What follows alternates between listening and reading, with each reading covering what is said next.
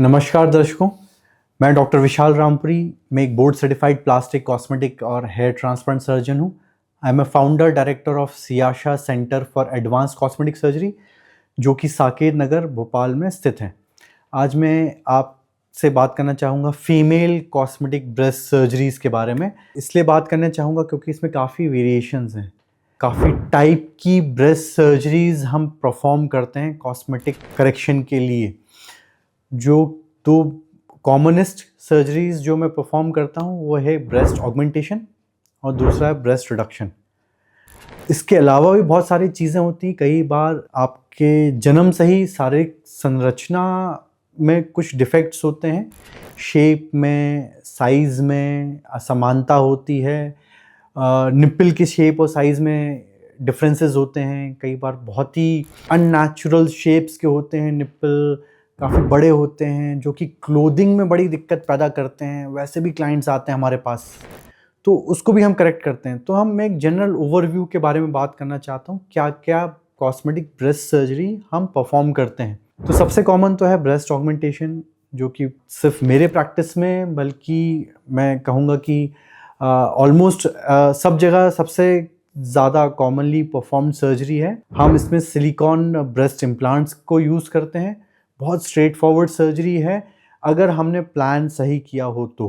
Planning में हम एक पेशेंट की एक्सपेक्टेशंस को समझते हैं कि वो ऑगमेंटेशन, ब्रेस्ट ऑगमेंटेशन से क्या एक्सपेक्ट कर रहा है, कितना साइज़, प्रोजेक्शन, उसका एक टेंटेटिव हम आइडिया लेते हैं। अगेन फिर हम देखते हैं कि अनमैरिड है फीमेल, मैरिड है, किड्स हैं तो क्या है, उसमें कोई अगर एडिशनल प्रोसीजर ऐड करना है तो उसकी प्लानिंग होती है। स्कार्स के बारे में बात होती है, पोस्ट ऑप रिकवरी के बारे में बात होती है, इम्प्लांट साइजेस के बारे में बात होती है। सब कुछ जब कंफर्म हो जाता है तो हम कुछ ब्लड टेस्ट करवाते हैं, क्योंकि ये अंडर एनेस्थीसिया करी जाती है सर्जरी। ब्लड टेस्ट होते हैं, ईसीजी होते हैं। मैं यूजुअली डे केयर सर्जरी की तरह परफॉर्म करता हूँ ब्रेस्ट ऑगमेंटेशंस। हम पेशेंट को मॉर्निंग में बुलाते हैं अराउंड 9 और 10 o'clock early in the morning. खाली पेट बुलाते हैं। We ask the patient to take a shower and come. और जो सर्जरी होती है करीब 1.5 से 2 घंटे के बीच में ड्यूरेशन होता है रफली सर्जरी का। और जैसे ही पेशेंट आता है हम उसके वाइटल्स देखते हैं, उसके इन्वेस्टिगेशंस चेक करते हैं। हमारा सेंटर पूरी तरीके से तैयार रहता है ब्रेस्ट ऑगमेंटेशन सर्जरी के लिए। आप अगर कल कराना चाहें आज कंसल्टेशन के बाद तो we can perform as early as possible. और एनेस्थीसिया टीम आती है। अगेन हमारी जो एनेस्थीसिया टीम है वो फिक्स्ड है। लास्ट 5 ईयर्स 6 ईयर्स से हम लोग साथ में काम करते आ रहे हैं। तो वो समझते हैं कि कॉस्मेटिक सर्जरी पेशेंट्स की रिक्वायरमेंट अलग है, उनका मोटिवेशन अलग होता है, वो थोड़े से घबराए हुए भी होते हैं, तो उनको कंफर्ट अलग लेवल पे देना पड़ता है। तो उसके लिए हमारे एनेस्थीसिस्ट भी पूरी तरीके से ट्रेंड हैं, तैयार हैं। और जो जिस दिन सर्जरी करते हैं उस दिन वाइटल्स चेक करने के बाद हम उनको ओटी में लेते हैं। और अगेन जो बहुत स्ट्रेट फॉरवर्ड प्रोसीजर्स हैं, ब्रेस्ट के अंदर एक नीचे की तरफ छोटा सा कट देखिए और इम्प्लांट्स को हम इंसर्ट करते हैं। एंड अगेन 1.5 से 2 घंटे के बाद आपको जब ओटी के बाहर लिया जाता है, पूरे होश में रहते हैं, आप बात कर रहे होते हैं, लोगों से इंटरेक्ट कर रहे होते हैं। और हम 6 आवर्स एटलीस्ट हम रखते हैं मॉनिटरिंग में। And then you can go home. और अगले दिन से ही you can start with your routine lifestyle. आपको उसमें कोई भी बेड रेस्ट की ज़रूरत नहीं है, कोई भी अपने जॉब से छुट्टी लेने की ज़रूरत नहीं है। तो बहुत ही स्ट्रेट फॉरवर्ड सर्जरी है, बहुत अच्छे रिजल्ट्स हैं, patients are truly satisfying surgery है। ब्रेस्ट ऑगमेंटेशन अपने आप में एक होलसम प्रोसीजर है जो कि आपकी बॉडी में जो मोटिवेशन को एक अलग ही नेक्स्ट लेवल पे ले जाता है।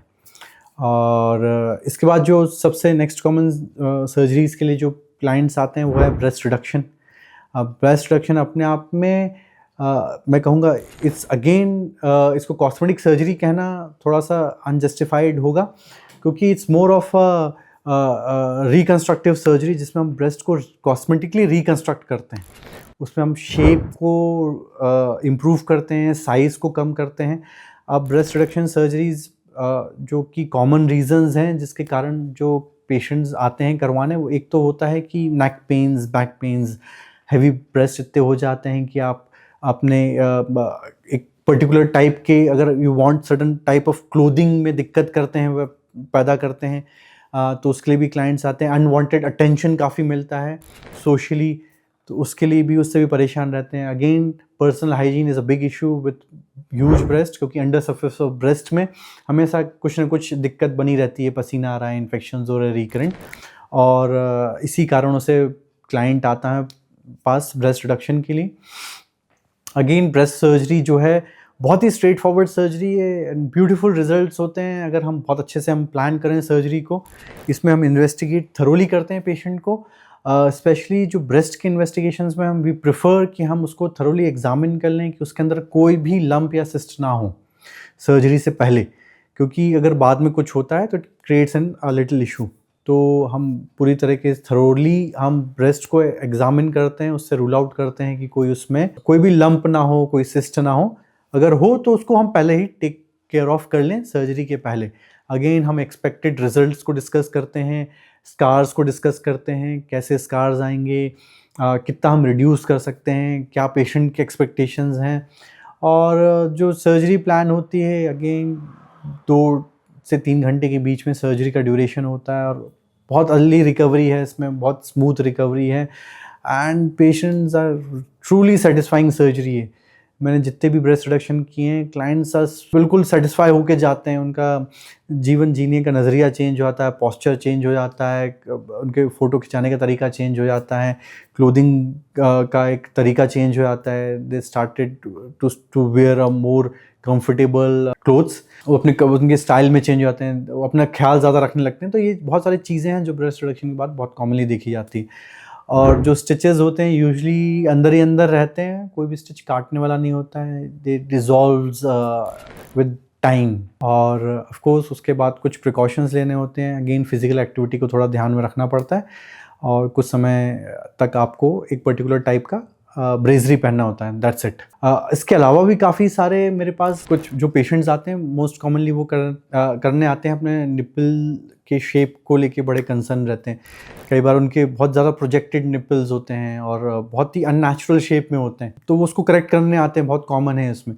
उसमें दिक्कत क्या होती है कि वो क्लोथिंग में दिखते हैं, तो उनको एक्स्ट्रा पैडिंग पहनना पड़ता है ब्रेजरी के अंदर भी, तो उसके कारण से डिस्कम्फर्टिंग होता है। और बहुत स्ट्रेट फॉरवर्ड सर्जरी है, लोकल एनेस्थीसिया में हो जाता है, quick in quick out, hardly takes around 1 hour to finish the surgery, और आप तुरंत घर जा सकते हैं। उसमें बहुत रेगुलर फॉलोअप्स नहीं होते हैं। We usually call after 7 days to remove the stitch and that's it.